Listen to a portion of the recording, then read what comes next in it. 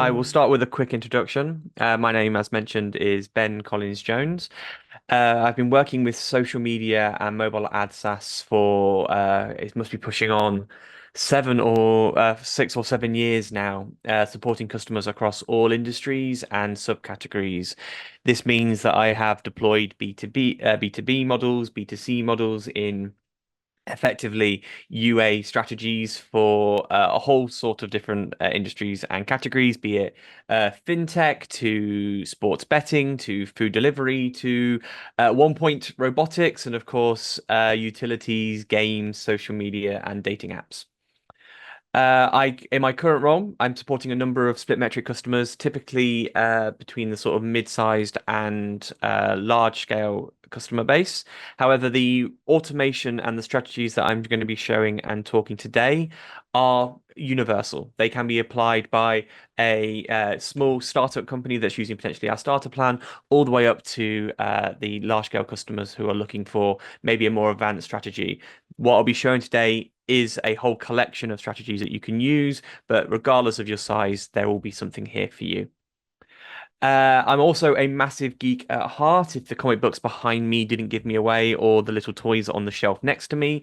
And I'm a massive fan of dashboards, data, and a well-made infographic. So very much did enjoy some of the presentations we've had earlier today. Glovo's sort of circular infographic they used earlier was fantastic, if I had to say so myself.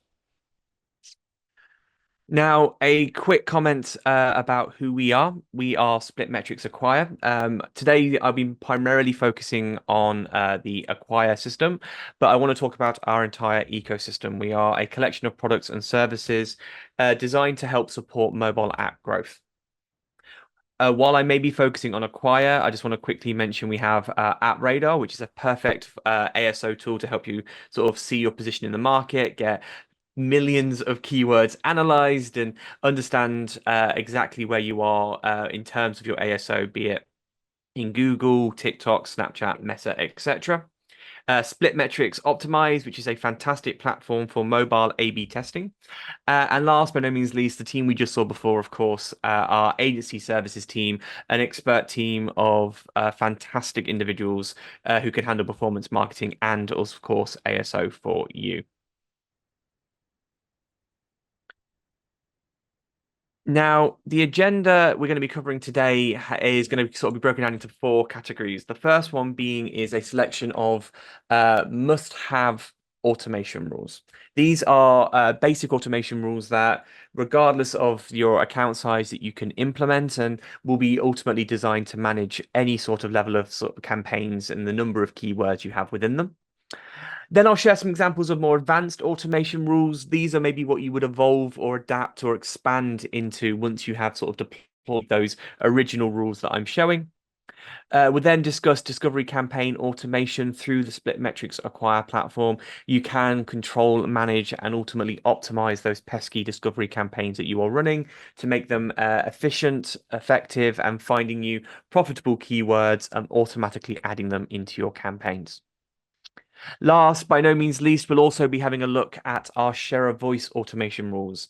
Share of voice or impression share, depending which one you would like to use, and effectively ensuring that you're putting forward a strong either brand defense if you're protecting your own branded campaigns, or potentially brand offense when you're referring to your competitor campaigns as well. Now, the rules that I'm going to be showing into, I'm going to briefly explain how the automation section in SplitMetrics Acquire works. Now, you have the ability to choose exactly what level of automation that you would like to create for. What that means is, for example, you can create automation that manages entire campaigns, automation that's managing your ad groups, your keywords, or your search terms. So you can break it down into effectively four different levels on the account level. And then within there, we have 8 different groups of rule conditions. I do have them written down here to make sure I get them all right. But in-app events, any sort of custom conversions and metrics that you may be pulling directly from your MMP. Uh, Using cohort attributes, for example, cohorted days, cohorted ROAS, cohorted cost per trial, cost per subscription. market insights, such as I mentioned earlier, share of voice, and then, of course, anything related to the account settings. Is this campaign deployed in a certain storefront? Is it targeting a certain ad placement, etc., etc.? You can then select automated actions from a predefined list, set your frequencies, and ultimately allows you to set limits for the rules as well. So the automation is not designed to kind of go wild. You can set very specific parameters and effectively decide the performance and decide the goalposts and the operating areas, the rules of engagement in which these automation rules can apply in. And then last, by no means least, we'll also talk about the use of and or operators. Within SplitMetrics Acquire, you have the ability to determine if you would like several different conditions to be considered simultaneously, or if multiple different variants or multiple different variables can be applied to an automation rule in order to give that all-important strategy the specific sort of focus or specific fine-tuning that you want to deploy within your organization. This then means the flexibility I've just mentioned means you can cover, I think it's 200 plus Apple Search Ads automation use cases, and it's very much creativity is the limitation here. We will demonstrate some great battle-tested automation strategies that we know work with your kind of standard account.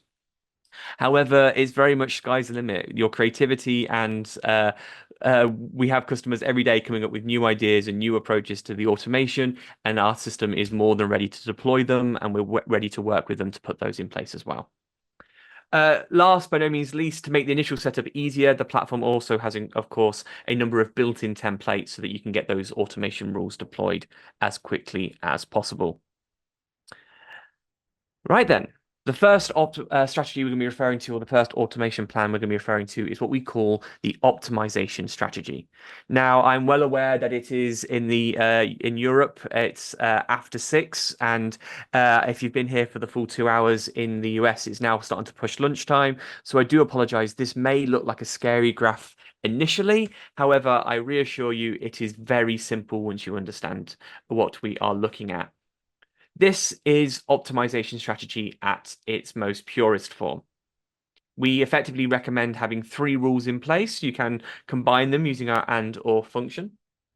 But the reality of the situation is you create 2 balancing approaches to the rules.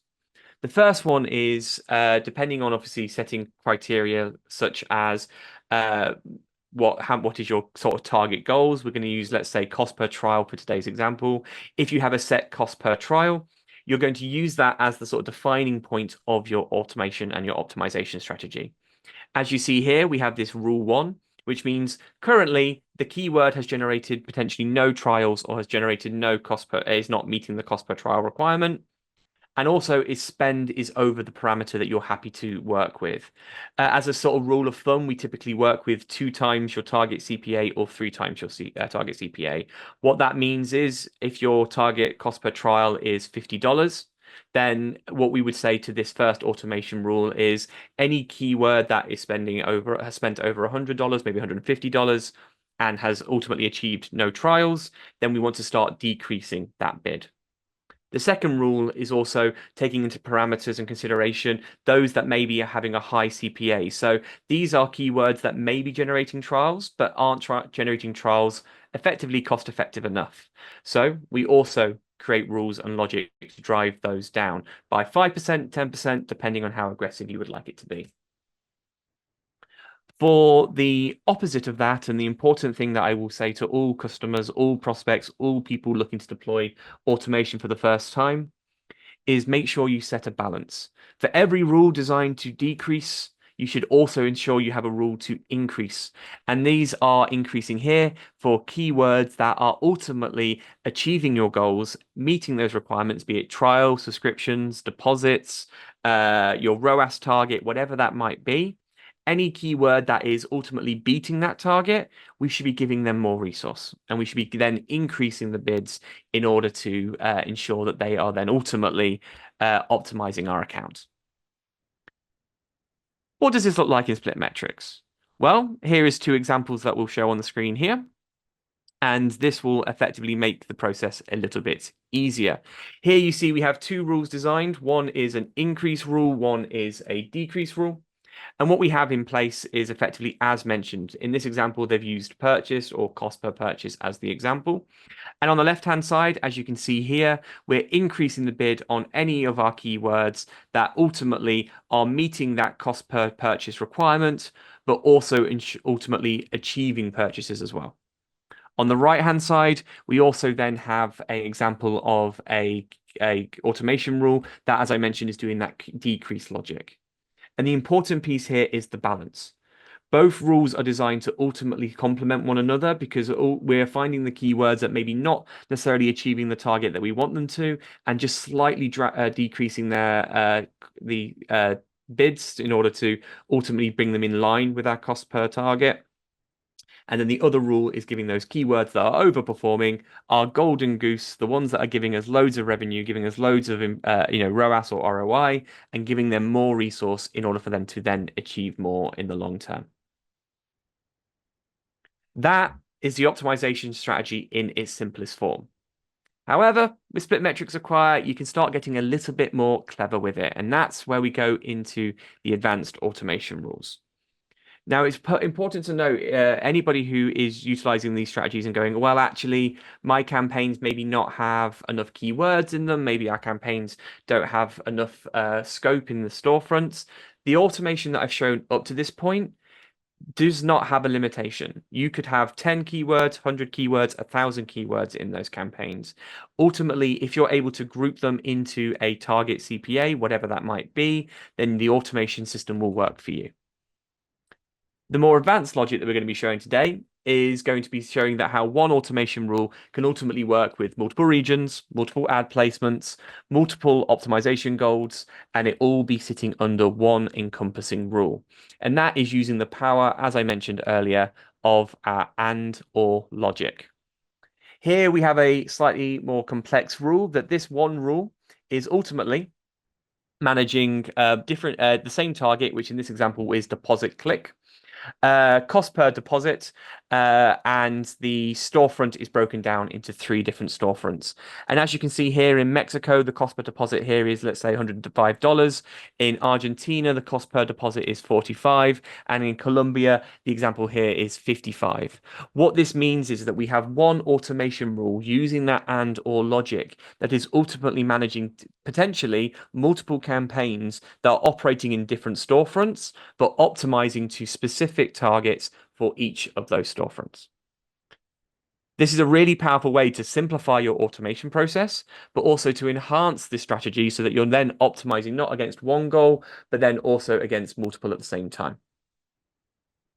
I just saw hello from Colombia. I'm fantastic to see you here, Paolo.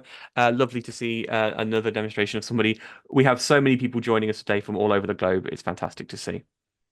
I also saw your question, Ashen. I will pick that up either if we have time at the end of today's session, or I'll pick it up in the chat shortly afterwards. Here's another example of the power of the and or logic, and this is actually a demonstration of how you can use multiple ad placements to manage different target CPAs. This rule here is set up to say, okay, is this managing a ad that's in the search tab or the today tab? And effectively assigning a different the ability to assign a different cost per purchase between those different placements. And of course, taking that install logic in as well to ensure that ultimately we're not trying to maybe optimize a placement or optimize a keyword that is not necessarily working out for us at that point. This is a really effective way, and actually, if you then combine these logic, you could, in theory, then have multiple ad placements being managed by multiple storefronts, all under one automation rule, really simplifying the process. Because if you don't use that or logic, each of those storefronts is going to be a different rule, and each of those ad placements will be a different rule. Just using the example we've used in the last time, that's 3 storefronts, times that by 2 because of the 2 different placements, you have 6 rules, and then you need to have an increase rule and a decrease rule. Suddenly you have 12 automation rules, and with what I've showed you here today, you can get those down to 2.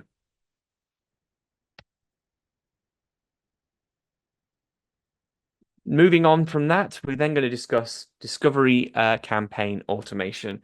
Now, this is a demonstration of a more advanced automation logic or an automation strategy because not everyone's running discovery campaigns. Some of you have search match, some of you do not.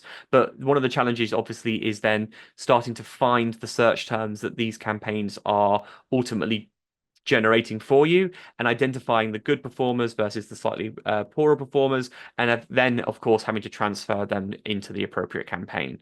This is time consuming. It's going to take time, resource, and your employees' efforts. And while this is a very important process, it's just a very time consuming process. So, what this means is the automation we're showing today simplifies the process so that you can then focus on the more pressing issues while having the comfort knowing that new keywords are being found, generated, and tested for you.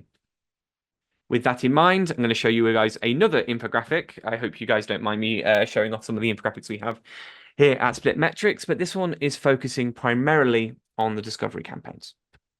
Now, this effectively breaks down into 4 rules to simplify the process.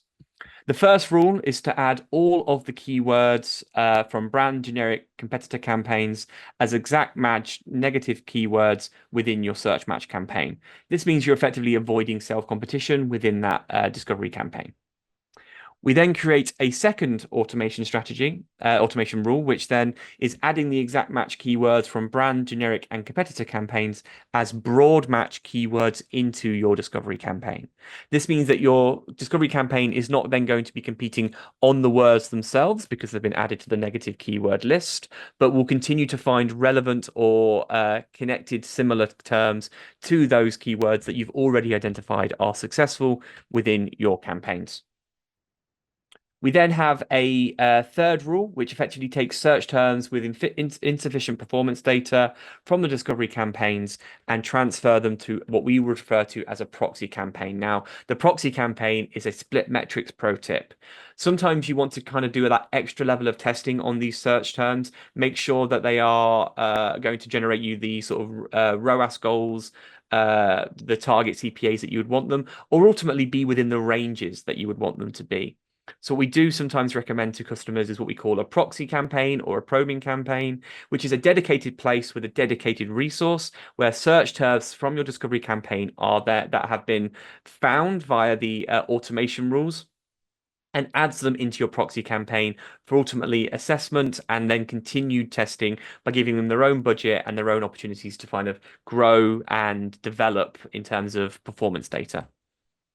Last, by no means least, rule 4, probably the most important one if you are trying to automate this whole process, is then to transfer the keywords with good performance to brand, generic, or your competitor campaigns, and then also creating a rule that then pauses keywords with low performance. If you have moved them into a proxy campaign and you're ultimately not necessarily happy with the results of those new keywords previously search term, then of course we create a rule to then move them into the discovery campaign as a negative keyword, so that they're then not ultimately tested again.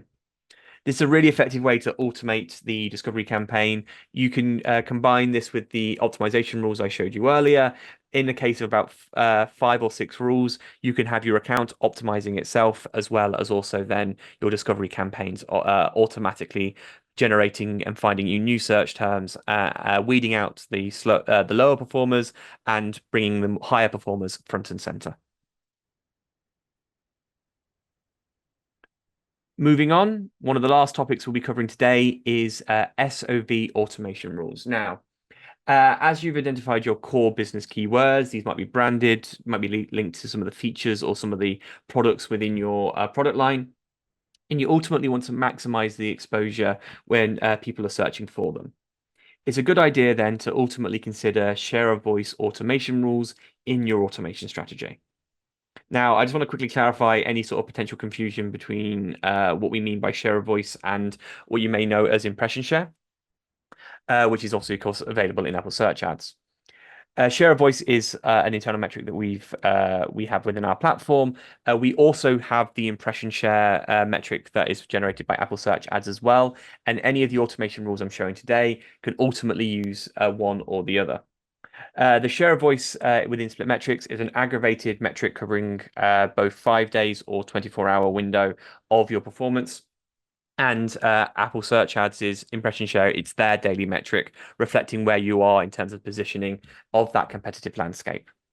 Both metrics are completely valid, and you can use either logic, either metric in the logic that I'll be showing you here today.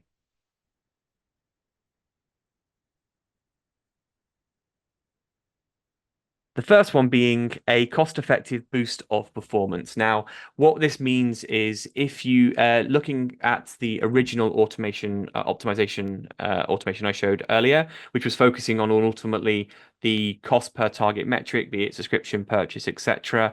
We then add a further layer, which is the share of voice metric as well, which means effectively generating and pumping up your scaling process and preventing bid increase if your SplitMetrics SOV metric is already at the maximum that you want it to be, or at the sort of cap that you're trying to achieve within your organization. It then also allows you to do sort of gradual bid increasing for top performing keywords while maintaining a strong share of voice presence for the keywords that are ultimately most important to you as a business.